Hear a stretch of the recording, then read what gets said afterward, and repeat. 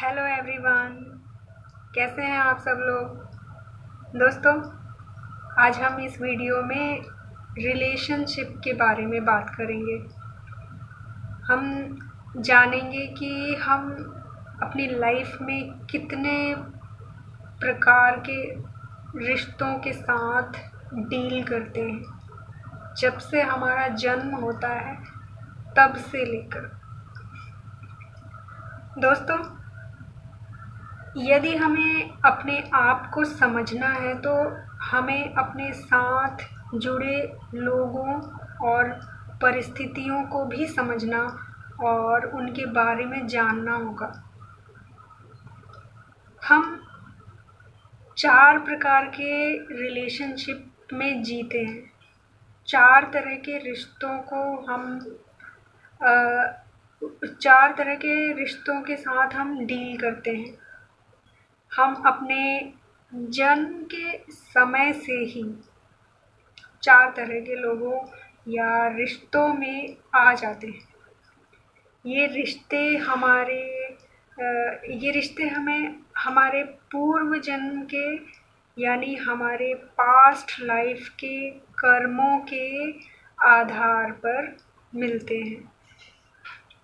दोस्तों, अब मैं आप लोगों को बताऊंगी कि वो कौन से 4 प्रकार के रिलेशनशिप्स या रिश्ते हैं। दोस्तों, पहला है ब्लड रिलेशनशिप, खून के रिश्ते। इनमें वो लोग होते हैं जिनसे हमारा खून का रिश्ता होता है, जैसे हमारे पेरेंट्स जिन्होंने हमें जन्म दिया है, जिनके द्वारा हमारी आत्मा शरीर लेकर इस धरती पर आती है। हमारे शारीरिक माता पिता, भाई बहन और रिश्तेदार, इनके द्वारा हमारा डीएनए निर्धारित होता है। और दूसरा है कार्मिक रिलेशनशिप। दोस्तों, कार्मिक रिलेशनशिप में कार्मिक हमारे साथ अच्छा व्यवहार नहीं करते हैं। उनके अंदर हमारे लिए दया, इंसानियत नहीं होती है। ये एग्रेसिव और क्रूअल बिहेव करते हैं और ये हमारी क्षमता से अधिक काम करवाते हैं और बदले में कुछ नहीं देते। यहाँ तक कि ये क्रेडिट भी नहीं देते हैं। ये हमेशा हमें नीचा दिखाते हैं, हमें लो फील कराते हैं। ये कार्मिक होते हैं, हमारे कॉन्फिडेंस लेवल को ख़त्म कर देते हैं। एक तरह से आपकी आत्मा को तोड़ने का काम करते हैं। इनका ये काम है, यही काम होता है। ये हमें हमारी लाइफ में मटेरियलिस्टिक और स्पिरिचुअली दोनों तरह की उन्नति नहीं करने देते। ये दोनों तरह से हमें हमारी लाइफ में बाधाएं, मुश्किलें पैदा करते हैं। ये एक नार्सिसिस्ट की तरह होते हैं। आप इन्हें अत्याचारी भी कह सकते हैं। दोस्तों, कार्मिक के बारे में मैं अलग से कभी वीडियो बनाकर बताऊंगी, क्योंकि कार्मिक रिलेशनशिप के बारे में हमें अवेयर होना बहुत ज़रूरी है, ताकि हम इनके जो खराब व्यवहार है, इनका जो बुरा बर्ताव है और इनके अत्याचार, इनके कैद से हम अपनी आत्मा को निकालने का प्रयत्न करें और अपनी आत्मा की उन्नति कर सकें।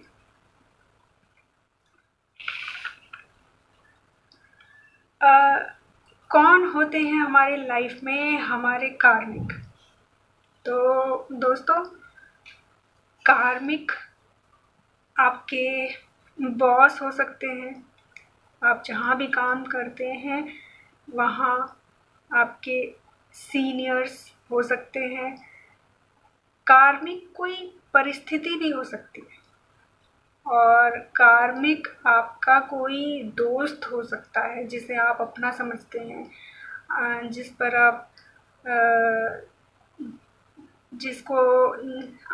आप विश्वास करते हैं, या कोई स्ट्रेंजर भी हो सकता है।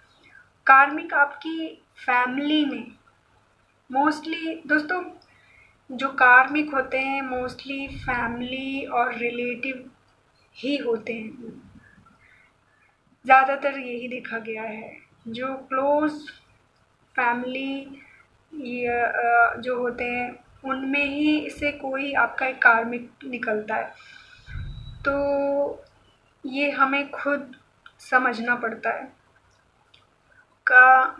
कार्मिक आपकी फैमिली में आपके रिश्तेदारों में से कोई हो सकता है, जैसे फादर या मदर में से कोई एक, 3-4 भाई बहनों में से एक कोई एक हो सकता है, या किसी का पति ही उसका कार्मिक है, या किसी की पत्नी उनकी कार्मिक है। दोस्तों, जब तक हम उनके साथ पास्ट लाइफ के हमारे कर्मा को काट नहीं लेते, रिलीज़ नहीं कर देते, हम या हमारी आत्मा इनसे मुक्त नहीं हो सकती। दोस्तों, इस विषय पर मैं आप लोगों को आगे की वीडियो में बताऊंगी। ओके, तो तीसरे रिलेशनशिप के बारे में हम बात करते हैं। तीसरा रिलेशनशिप होता है एक सोलमेट रिलेशनशिप। दोस्तों, सोलमेट्स वो लोग होते हैं जिनके साथ हमारी स्ट्रॉन्ग अंडरस्टैंडिंग हो, जिनके साथ हमारे मन आपस में मिलते हैं। दोस्तों, सोलमेट हमेशा आपके मनोबल को बढ़ाने का काम करते हैं। सोलमेट का अर्थ ही है जिनके साथ हमारी आत्मा पहले से मिल चुकी है। आपकी जो सोलमेट्स होते हैं वो आपकी कमियों को कभी नहीं देखते हैं, और वो डायरेक्टली आपकी कमियां ना बताकर वो आपको उसका सॉल्यूशन देते हैं और आप में इम्प्रूवमेंट करने के लिए आपको प्रोत्साहित करते हैं। वो हमेशा आप में आपकी क्वालिटीज़ को और आपकी क्रिएटिविटी को देखते हैं। आप जब भी अपनी लाइफ में परेशान होते हैं, ये आपको समझाते हैं और सॉल्यूशन भी देते हैं। सोलमेट से हमारा संबंध हमारी आत्मा से होता है। सोलमेट हमारी लाइफ में एंजल्स की तरह होते हैं। इनकी जो वाइब्स, उनका जो ऑरा पीसफुल और पॉजिटिव होता है, ये आपको स्पेशल फील करवाते हैं। लाइफ में हमेशा आगे बढ़ने के लिए गाइड करते हैं, मोटिवेट करते हैं। इन्हें आपसे कभी भी जेलसी नहीं होती है, ना ही इनके मन में किसी तरह का भी आपके साथ कोई कंपटीशन का भाव आता है। इन्हें आपकी जो इनको आपकी खुशी में ही इनको खुशी मिलती है। सोलमेट के और भी कई ऐसी क्वालिटीज़ हैं। हम इसके बारे में भी आगे जानेंगे। दोस्तों, कौन हो सकते हैं हमारे सोलमेट्स? तो इसमें भी हमारे फादर या मदर में से कोई एक हो सकते हैं, या भाई बहनों में से कोई एक हो सकता है जिनके साथ हमारी बहुत अंडरस्टैंडिंग है, वो जो हमें बहुत मोटिवेट करते हों, जिनके साथ हमारी बनती है ज़्यादा। वैसे तो परिवार में सभी अपने परिवार से प्रेम करते हैं, लेकिन परिवार में कोई एक मेंबर होता है जो हमारे बहुत क्लोज़ होता है और वो हमें समझता है। तो वो आपके सोलमेट हो सकते हैं, या आपके बहुत सारे दोस्तों में से कोई एक दोस्त हो सकता है। और मैंने जहाँ तक एक्सपीरियंस किया है, सोलमेट मोस्टली स्ट्रेंजर होते हैं जिनसे आपका कोई रिश्ता नहीं होता है, फिर भी अचानक से ये लोग आपकी लाइफ में आते हैं और आपकी हेल्प करके चले जाते हैं, एक एंजल की तरह। सोलमेट हमारी लाइफ में हमेशा के लिए नहीं रहते हैं, ये बस आपको आपकी परेशानियों और दुखों से निकालने के लिए आते हैं, आपको नई ऊर्जा, शक्ति और एक नई दिशा देने के लिए आपकी लाइफ में आते हैं। दोस्तों, सोलमेट्स अजनबी या स्ट्रेंजर्स के रूप में हमारे जीवन में इसलिए भी लाए जाते हैं यूनिवर्स के द्वारा, ताकि हमें विश्वास हो कि जब हमारे साथ कोई नहीं होता है, हमारे साथ जब एक कभी कोई ऐसी परिस्थिति आ जाती है जब हमारे खुद अपने, जिन्हें हम पूरा सारा जीवन अपना कहते हैं, उन पर निर्भर होते हैं, वो लोग कभी हमारा साथ छोड़ देते हैं, कभी वो टाइम आता है तब जब कोई नहीं होता है आपके साथ, तो सारा ब्रह्मांड हमारे साथ हो जाता है। जब आपको कभी ऐसा लगता है कि आपका कोई नहीं है, इतनी बड़ी दुनिया में आपका कोई नहीं है, आप अकेले हैं, तो ऐसे में ब्रह्मांड ये दिखाने की कोशिश करते हैं, समझाना चाहते हैं कि ये दुनिया या पर्टिकुलर किसी एक व्यक्ति के लिए आप परेशान हो, यहाँ तो पूरा ब्रह्मांड मैं आपके साथ हूँ। तो ये बताने के लिए और वो किसी ना किसी को आपके लिए माता पिता के रूप में, दोस्त के रूप में, या भाई बहन के रूप में, प्रेमी के रूप में, किसी भी रूप में हमारे जीवन में सोलमेट को भेजते हैं। एक टीचर के रूप में भी, एक हीलर के रूप में भी, किसी भी रूप में ये आपका अनुभव हो सकता है, आप कैसे लेते हैं, वो भेजते हैं। तो यूनिवर्स इस तरह से अपना काम करते हैं। जब हम हर जगह से निराश हो चुके होते हैं, फिर भी हम सच्चे इंसान हैं, तब यह ज़रूर होता है। तो ये सोलमेट हो गए। अब चौथा रिलेशनशिप है, जो फोर्थ रिलेशनशिप है वो है ट्विन फ्लेम। दोस्तों, ट्विन फ्लेम के बारे में बहुत से लोग अलग अलग अपने अनुभवों द्वारा बताते हैं। यहाँ मैं अपने एक्सपीरियंस के आधार पर आप लोगों को बताऊंगी। दोस्तों, ट्विन फ्लेम कोई एक रिलेशनशिप नहीं है, ये युगों तक, हर जन्म तक चलने वाली एक लंबी यात्रा है। ट्विन फ्लेम एक जर्नी है और ये हमारी आत्मा की जर्नी होती है। इसमें हमारी आत्मा कई बार शरीर लेकर जन्म लेती है और ज्ञान की, मतलब अपने और परमात्मा की, इस धरती की, ब्रह्मांड की सीख लेसन लिए बिना बार बार आती है और जाती है।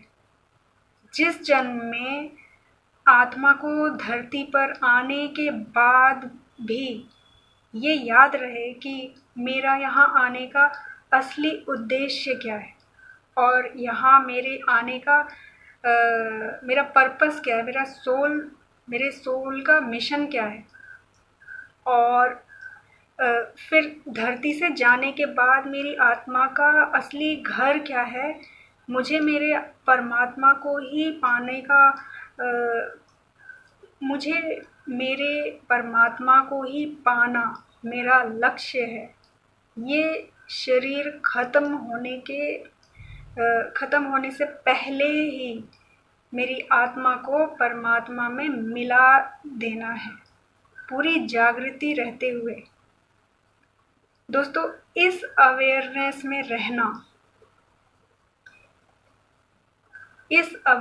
में रहना ट्विन फ्लेम जर्नी या रिलेशनशिप है परमात्मा के साथ, ईश्वर के साथ, ब्रह्मांड के साथ। ये रिलेशनशिप आपकी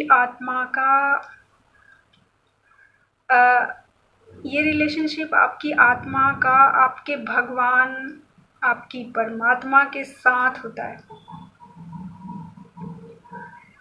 आप ये भी कह सकते हैं कि आत्मा और परमात्मा का समागम या मिलन, आत्मा और परमात्मा का मिलन।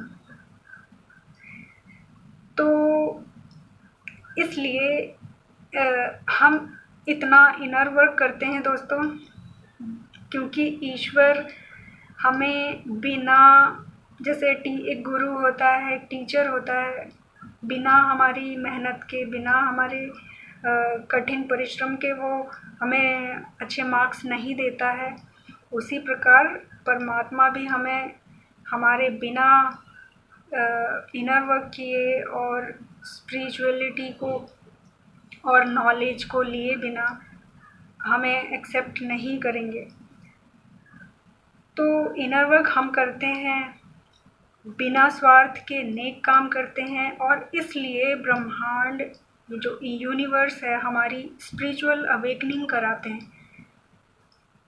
बिना जागृति के हम इस काबिल नहीं हैं कि परमात्मा हमको दर्शन दें या हम उन्हें पा सकें।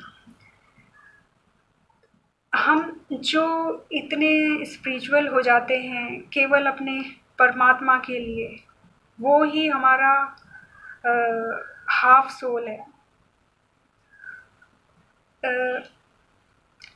अंत में हमारी आत्मा को उसी में मिलना है, यही हम भूल जाते हैं, और धरती की चीज़ों से लगाव करके या लोगों से मोह। दोस्तों, प्रेम और मोह में फ़र्क होता है। प्रेम हमें सद्गति दे सकता है, हमें सही रास्ता दिखा सकता है, और मोह एक अलग चीज़ है। मोह बहुत कह सकते हैं कि खतरनाक चीज़ है। मोह में जो इंसान पड़ता है वो कई बार बर्बाद भी हो जाते हैं। मोह ऐसी चीज़ है। तो हम इन चीज़ों में पढ़कर या लोगों के प्रति मोह करके, चीज़ों के प्रति मोह करके बार बार फिर इसी धरती पर आ जाते हैं। यहाँ से हम छूटना चाहते हैं और फिर अज्ञानता के कारण फिर वापस यहीं आ जाते हैं, ना चाहते हुए भी। बार बार परमात्मा हमें लेसन लेने के लिए धरती पर भेजते हैं, और हम वो भूल कर यहाँ के मोह में खो जाते हैं। मोह कई प्रकार के होते हैं दोस्तों। मोह 5 जो हमारे अंदर की जो बुराइयां हैं, काम, क्रोध, मोह, लोभ, ईर्ष्या, और ये सारी चीज़ें मोह ही तो हैं। क्रोध के मोह में है, कोई धन के मोह में, कोई अपनी शक्ति के मोह में फंसा है, कोई काम के मोह में। मतलब ये जो मोह है धरती के, ये हम यहाँ इन चीज़ों में फंस कर रह जाते हैं और अपनी जर्नी को भूल जाते हैं। जैसे कि एग्ज़ाम्पल के लिए हम घर से निकले और हमें कहीं जाना है, आपको यहाँ से अपने जहाँ भी आपको स्टेशन है वहाँ जाना है, लेकिन बीच रास्ते में आपको बहुत सारी चीज़ें देखने को मिलती हैं, बहुत सारी चीज़ें सामने आपके आँखों के आगे आती हैं, तो आप ये थोड़ी भूल जाएंगे कि आपको कहाँ पहुँचना है। आपको तो सीधे वहाँ पे ही रुकना है जहाँ आपका स्टेशन है। तो आप वो चीज़ों को देखते भी हैं तो आपको ये माइंड में रहता है, नहीं मुझे यहाँ नहीं रुकना है, सीधे मुझे अपने स्टेशन पे ही जाना है, वहीं रुकना है, वहीं उतरना है। तो लेकिन हाँ, यहाँ क्या हम अपने जीवन में क्या करते हैं, परमात्मा को और हमारी आत्मिक जो हमारी जिसे हमें पाना है, वो लक्ष्य, वो सोल पर्पस, वो सोल मिशन, उसके बारे में हम कभी सोचते भी नहीं, हमने कभी सोचा भी नहीं। लेकिन हमें ये जर्नी है, ये स्पिरिचुअल जर्नी यही याद दिलाती है हमें। तो हम भूल जाते हैं, लेकिन जिस युग में, जिस आत्मा को, जिस इंसान को किसी भी उम्र में यह अवेकनिंग हो जाए, उसकी इस यात्रा, इस जर्नी के बारे में वो इस ट्विन फ्लेम जर्नी में होता है। मतलब जिसको भी इन चीज़ों का एहसास हो जाए, जिसको अपने परमात्मा को पाने की अंदर से भूख जागे, वो ब्रह्मांड की और दुनिया की जो ज्ञान है उसको जानने और उसको समझने की इच्छा जागे, जिसके अंदर आध्यात्मिकता जागे, जिसके अंदर इस जर्नी में मैं हूँ, ये अवेकनिंग, मैं स्पिरिचुअलिटी में हूँ, मैं स्पिरिचुअल जर्नी पाथ पर हूँ, ये जो अवेकनिंग है, ये जो ब्रह्मांड द्वारा आपकी स्पिरिचुअल अवेकनिंग है, इस अवेकनिंग में, इस जागृति में जो आत्मा है, जो इंसान है जी, वो बहुत ही भाग्यशाली है। क्योंकि हर जन्म में हम नहीं अवेकन होते हैं, हर बार हम आते हैं और बस यूं ही अपने कर्म करके चले जाते हैं, हर बार हम आते हैं अपने कर्म करके चले जाते हैं। लेकिन स्पिरिचुअल अवेकनिंग ही हर आत्मा का लक्ष्य है फाइनली। और ये जिस आत्मा को इस जीवन में रहते हुए हो जाए, जागृति हो जाए, उससे आप स्पिरिचुअल जर्नी कह लीजिए या ट्विन फ्लेम जर्नी कह लीजिए, लक्ष्य एक ही है, आपका भगवान, आपका परमात्मा, आपके अंदर का ब्रह्मांड, आपके अंदर की डिवाइनिटी, आपके अंदर का ईश्वर।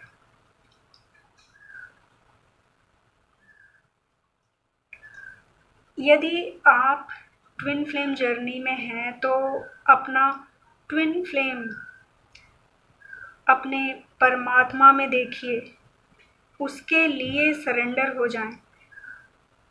आपका ट्विन फ्लेम दुनिया में नहीं, आपके अंदर है, आपकी आधी आत्मा, आपका सोल हाफ आपका भगवान ही है। इसे किसी व्यक्ति में मत देखिए, अपने अंदर देखिए। इसलिए मैं हमेशा कहती हूँ, सेल्फ लव करें, अपना इनर वर्क करें। आप चाहें या ना चाहें, आप माने या ना माने, ट्विन फ्लेम जर्नी को ही दूसरे शब्दों में हम स्पिरिचुअल जर्नी कहते हैं, या स्पिरिचुअल जर्नी को ही हम ट्विन फ्लेम जर्नी कहते हैं।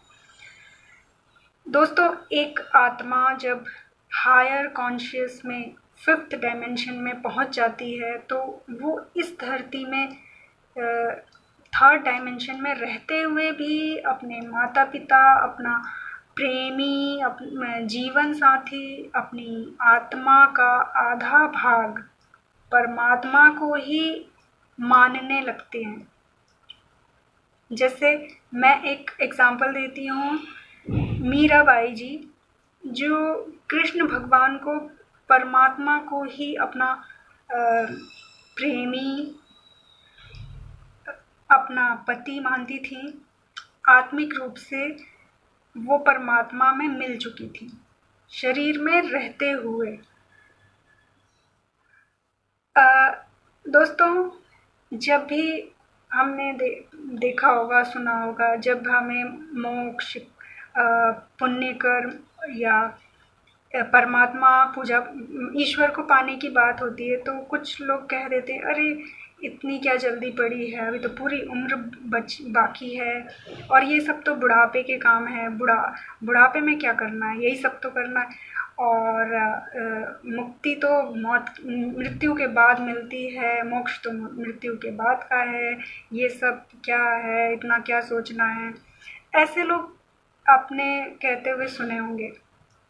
लेकिन दोस्तों, मोक्ष और मुक्ति मृत्यु के बाद नहीं। मृत्यु के बाद तो हवा, जो आत्मा है वो कुछ नहीं कर सकती, क्योंकि शरीर नहीं है, और शरीर नहीं है तो कर्म नहीं है, कर्म नहीं है तो कैसी मुक्ति और कैसा मोक्ष। बिना कर्म किए भगवान कृष्ण ने बताया है कि मुक्ति संभव नहीं है। कर्म यानी जिम्मेदारियां, कर्म यानी रिस्पॉन्सिबिलिटी।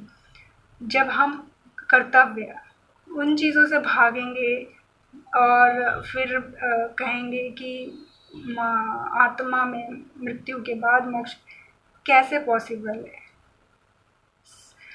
बहुत छोटा बच्चा भी समझ सकता है इस चीज़ को। दोस्तों, ये शरीर में रहते हुए हमें, अगर हमें पीड़ा सहनी है तो शरीर नहीं है तो दर्द कैसे होगा। तो शरीर में रहते हुए हमको हमारे कर्म करके और करते हुए और एंड तक हमें अपने परमात्मा को जीते जी शरीर में रहते हुए पा लेना है, तब ईश्वर हमें एक्सेप्ट करते हैं, तब शायद मुक्ति या मोक्ष शायद मिलता हो। तो दोस्तों, सब कुछ सहते हुए, अपना कर्म करते हुए, उनकी जो स्पिरिचुअल जर्नी ही उनकी ट्विन सोल जर्नी बनी। जो मीराबाई जी हैं वो जीते जी उन्होंने अपनी आत्मिक रूप से वो परमात्मा में मिल चुकी थी। और जो बाकी सांसारी लोग हैं और उनका जो भी परिस्थितियां थी उनको फेस करते हुए, उनका वो सामना करते हुए, यानी वो अपना कर्म कर रही थी। तो शरीर में रहते हुए, सब कुछ सहते हुए उन्होंने कर्म किया। उनकी ट्विन सोल जर्नी, उनकी जो आध्यात्मिकता है, उनका जो स्पिरिचुअल जर्नी, उनकी सबसे पहले वो स्पिरिचुअल थी, सबसे पहले वो स्पिरिचुअल थी। उसके बाद वो आप उन्हें ट्विन सोल कहें या भक्त कहें या जो भी आप कह सकते हैं, लेकिन वो स्पिरिचुअल थी उनकी। और पहले हम स्पिरिचुअल बनते हैं दोस्तों, इसके बाद ही हम अपने ट्विन से मिल सकते हैं। ट्विन कौन? हमारे अंदर का ब्रह्मांड, हमारे अंदर की शक्ति, हमारे अंदर का परमात्मा, हमारे अंदर का भगवान, जिसे हम प्रेम करते हैं अनकंडीशनली, और वो ही हमें अनकंडीशनली प्रेम कर सकता है, वो ट्विन। इतनी बड़ी जो एक ब्रह्मांड है, इतना बड़ा जो एक परमात्मा है, वो हमें यूं ही कैसे मिल जाएगा? हमने किया ही इतना बड़ा क्या ऐसा किया है जो मिल जाएगा? इसलिए तो हमें इतना इनर वर्क करना होता है, इतनी तपस्या, इतना नॉलेज, एक ऐसे रास्ते पर चलना पड़ता है जहाँ पे हमें तपस्या, साधना, अपनी लाइफ को एक तपस्या बनानी पड़ती है।